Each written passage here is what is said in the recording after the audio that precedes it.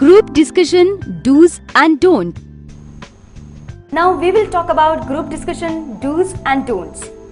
As you have to participate in a group discussion, several questions spring across your mind. You want to know what actions and gestures can get you positive points and what can cost you the selection.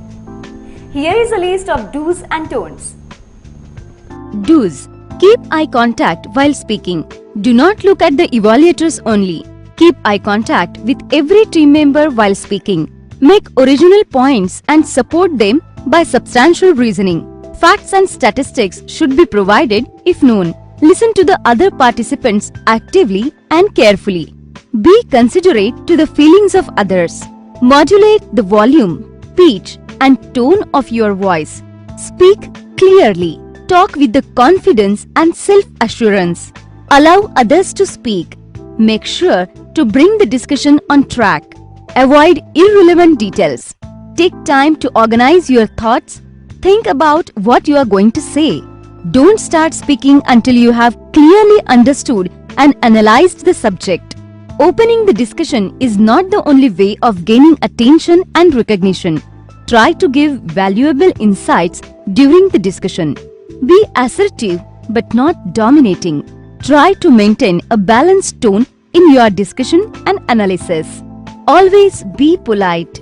Try to avoid using strong phrases such as "I strongly object" or "I disagree completely." Instead, it is advisable to use phrases such as "I would like to share my views on" or "One difference between your point and mine is." Remember names, facts, figures, quotations, etc. It helps a lot if you know who had spoken what. If permitted, you can use a notepad to write. Don'ts. Being shy or nervous or keeping isolated from group discussion. This defeats the purpose of the group discussion and leaves the employer with a bad impression of you.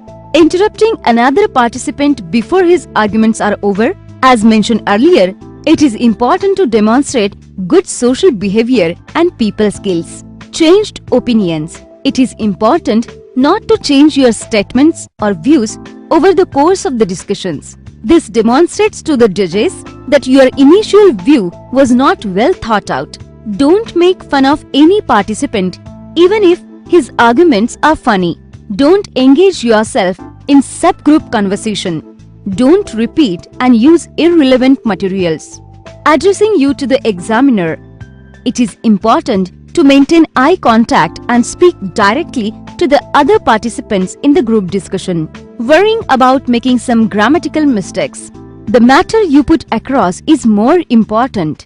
As long as your arguments are well thought out and sensible, small grammatical errors may be forgiven. Apart from the above points, the panel will also judge team members for their alertness, presence of mind, problem-solving abilities, ability to work as a team without alienating certain members, and creativity. Friends, don't be disheartened if you did not do well in your first group discussion.